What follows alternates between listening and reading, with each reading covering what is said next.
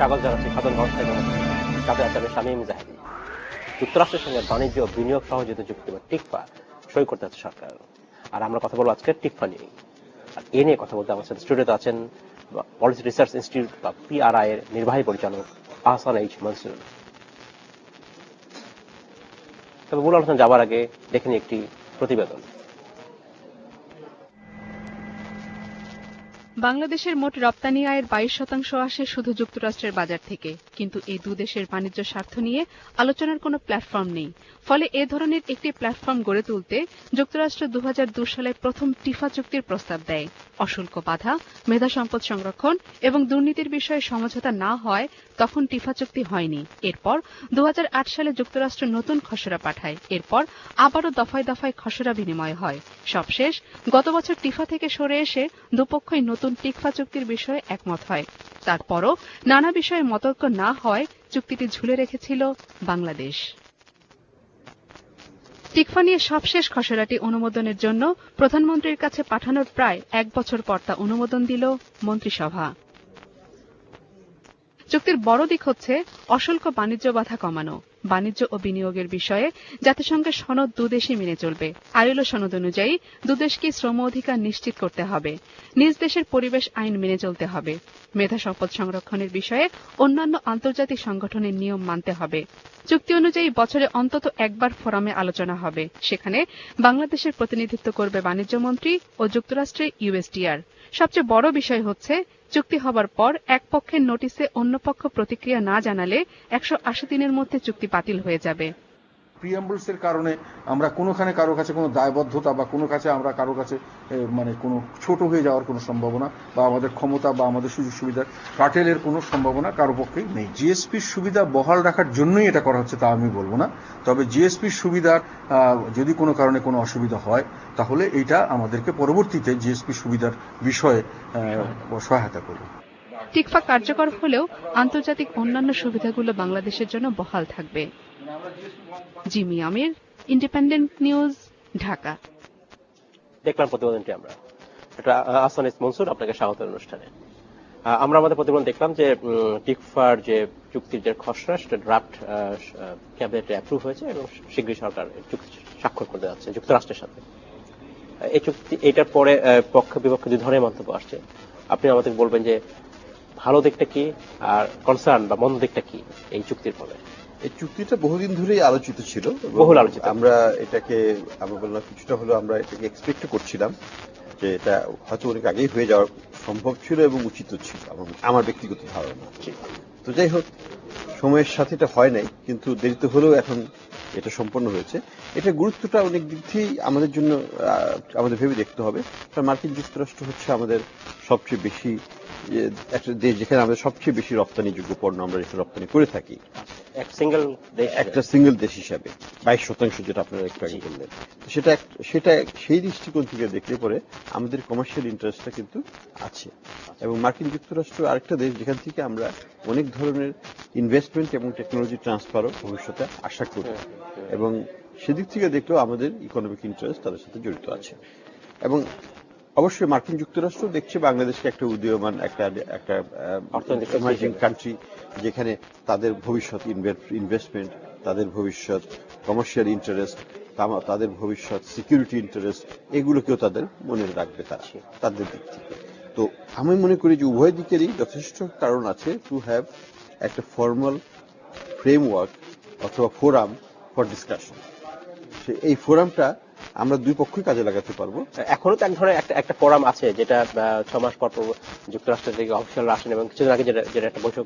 এখন যেটা আছে সেটা আমরা কিছুটা বলবো অ্যাডহক, মানে কোনো স্ট্রাকচার্ড নাই, কোনো লিগ্যাল অব্লিগেশন কারো নাই, কমিটমেন্ট নাই, কিন্তু প্রয়োজনে আমরা এক পক্ষকে কন্ট্যাক্ট করে একটা ডেট ঠিক করে তারা চলে আসে। এটা আনস্ট্রাকচার্ড ওয়েতে হচ্ছে। এখন যেটা হবে ভবিষ্যতে সেটা হবে যে এটা নোটিফিকেশন হচ্ছে একটা সার্টেন টাইমে, বছরে মিনিমাম একবার বসতে হবে, দুবারও বসতে পারে তারা, সেই অধিকার আছে। এবং একটা কথা যেটা আমাদের মাননীয় মন্ত্রী মহোদয় বললেন যে আমরা নোটিফিকেশন যদি বাংলাদেশে যদি কোনো কনসার্ন থাকে, যেমন জিএসপি যদি আমাদের না দেয়, তাহলে আমরা একটা নোটিফিকেশন ইস্যু করতে পারি যে আমরা জিএসপি কেন দিলে না এই বিষয় নিয়ে এবং কি করতে হবে সেই বিষয় নিয়ে আমাদের পূর্ণাঙ্গ আলোচনা আমরা করতে চাই। এই যে একটা অধিকার, এটা কিন্তু এই ফোরামের থ্রুতে আমরা পেয়ে যাবো, টিকফার মাধ্যমে পেয়ে যাবো, এটা পেয়ে যাবো, এটা আমাদের আইনগত অধিকার হয়ে যাবে। তখন মার্কিন যুক্তরাষ্ট্রকে আসতে হবে, বসতে হবে এবং আমাদেরকে বলতে হবে যে কি কারণে তারা দেয় না এবং কি কারণে এটা আবার রেকটিফাই করা সম্ভব হতে পারে বাংলাদেশের পক্ষে। এই ধরনের ফ্রেমওয়ার্ক থাকার দরকার আছে। ব্যক্তির ক্ষেত্রে যখন বিনিয়োগ হয় বা ব্যক্তি ক্ষেত্রে যখন ট্রেড হয়, আমাদের গার্মেন্টসের অনেক জিনিস মার্কিন যুক্তরাষ্ট্রে রপ্তানি হয়। কিছু কিছু ক্ষেত্রে নিশ্চয়ই তারা ব্যক্তি পর্যায়ে বা কোম্পানি পর্যায়ে বিভিন্ন রকমের সমস্যা পড়ে। যে সমস্যাগুলো দুই ধরনের হতে পারে, কমার্শিয়াল ডিসপিউটও করতে পারে এবং কিছু হতে পারে যে নন ট্যারিফ ব্যারিয়ার টাইপ ডিসপিউট, এবং এই উভয় ক্ষেত্রেই কিন্তু কনসালটেশনটা একটা বড় রোল প্লে করতে পারে আমাদের জন্য। কারণ তখন মার্কিন সরকার হস্তক্ষেপ করতে পারে যে এই জিনিসটা কেন আনফেয়ারলি ট্রিট করেছে বাংলাদেশ সরকার, এটা তুলেছে আমাদের কাছে এবং এটা আমরা এইভাবে করলে আমরা এগ্রি করেছি এবং সেইভাবে রেকটিফাই পলিসি তারা নিতে পারে। তো সিমিলারলি মার্কিন যুক্তরাষ্ট্র আমাদের উপর ওই ধরনের দাবি আনতে পারে অবশ্যই, কারণ এটা তো যে কোনো চুক্তি তো দ্বিপাক্ষিক এবং একটা বাইল্যাটারাল পার্টির অন্য পার্টিরও অধিকার থাকবে আমাদের উপর কিছু ইস্যু নিয়ে আসে আলোচনার জন্য। ধন্যবাদ জানাব মনসুর। আমার যেটা কনসার্নের দিকে আসে, উদ্বেগের বিষয় আসে, একটা উদ্বেগ বলা হচ্ছে যে এর ফলে এই টিকফার অন্যতম একটা দিক ছিল যে ইন্টেলেকচুয়াল প্রপার্টির রাইটস এর উপরে দুই পক্ষকে আইন মেনে চলতে হবে। সেক্ষেত্রে বাংলাদেশে বলা হচ্ছে যে আইটি খাত ক্ষতিগ্রস্ত হবে, এমনকি ফার্মাসিউটিক্যালস খাত ক্ষতিগ্রস্ত হবে বলে উদ্বেগ প্রকাশ করা হচ্ছে বিভিন্ন মহল থেকে। আপনি কি সেটা একমত কিনা? এখানে আমাদেরকে একটু ভেবে দেখতে হবে যে আমরা কতদিন ফ্রি রাইডিং চাই বা করতে পারি। ফ্রি রাইডিং বলতে আমি মিন করি যে আইন না মেনে বিশেষ কিছু করা।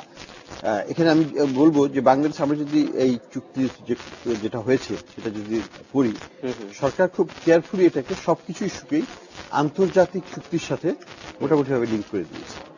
যেমন ইন্টেলেকচুয়াল প্রপার্টি রাইটসে বলা আছে যে এটা ডব্লিউটিওর যে কনভেনশন অনুযায়ী যেভাবে হবে বাংলাদেশ সেইভাবেই করবে, সেটাই প্রতিপালন করবে। এবং সেটা যদি হয়, বর্তমানে ডব্লিউটিও সেই চুক্তি অনুযায়ী, আইন অনুযায়ী বাংলাদেশ 2021 সাল পর্যন্ত ট্রিপস বা ইন্টেলেকচুয়াল প্রপার্টি রাইটস এর মধ্যে এক্সেমশন পাবে, শিথিলতা পাবে, সেটা কি বহাল থাকছে? সেটা অবশ্যই বহাল থাকবে, সেটাকে নিয়ে কোনো দ্বিমত করার কিছু নাই। এবং এটা মার্কিন যুক্তরাষ্ট্র এককভাবে এটাকে কোনো মতেই ক্ষতিগ্রস্ত বা করতে পারবে না। আচ্ছা, তো এই দায়িত্ব আমাদের আছে। এবং যে কোনো ধরনের প্রভিশন, ইন্টারিম প্রভিশন বা ইন্টারিম বেনিফিট বাংলাদেশকে দেওয়া হয়ে থাকে, সেগুলোর বেনিফিট আমরা বর্তমানে এবং ভবিষ্যতে আমরা ডব্লিউটিওর কনভেনশন অনুযায়ী আমরা পেতে থাকবো, এবং সেই ক্ষেত্রে মার্কিন যুক্তরাষ্ট্র হস্তক্ষেপের কোনো বিধানে আমি এখানে দেখছি না।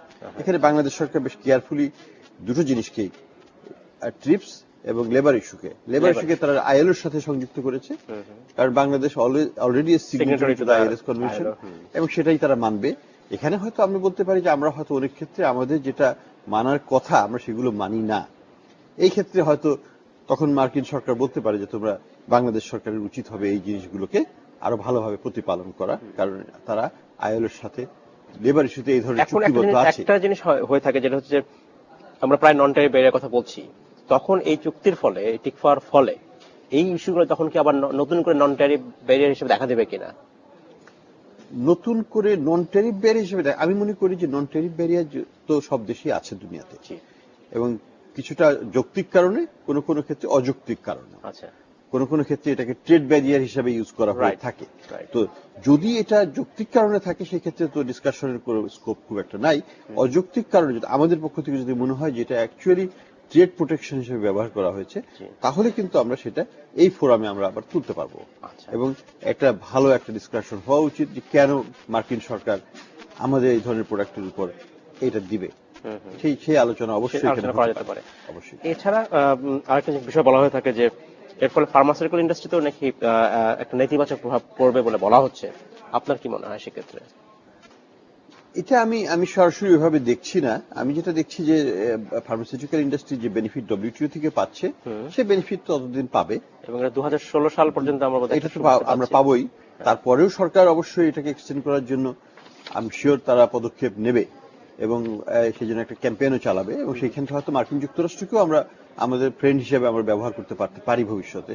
তো আমি মনে করি যে এই ডিসকাশন আমরা আমাদের যে ওষুধ শিল্পের যে সুবিধাটা আমরা পাচ্ছি, এটা কিন্তু ডব্লিউটিও নির্ভর। এবং ডাব্লিউটিওর অধীনে কন্টিনিউ করবে এবং ডব্লিউটিওর অধীনেই কন্টিনিউ করবে। এবং একটা জিনিস আমাদের মনে রাখা উচিত, মার্কিন যুক্তরাষ্ট্রে কিন্তু আমরা এখনো কোনো ওষুধ এক্সপোর্ট করতে পারি না খুব একটা, সহজ নয়। সেটার জন্য আমাদের ড্রাগ অ্যাডমিনিস্ট্রেশনের অ্যাপ্রুভাল লাগবে, যেটা খুবই কঠিন একটা ব্যাপার, এবং এটা হয়তো ভবিষ্যতে আমরা পাবো, কিন্তু সেটা ইন্ডিপেন্ডেন্ট ইস্যু, এটার সাথে এটাকে জড়ানোটা ঠিক হবে। ধন্যবাদ জনাব মনসুর। আমাদের সময় হচ্ছে বিরতি যাওয়ার, ফিরে এসে আমরা কথা বলবো।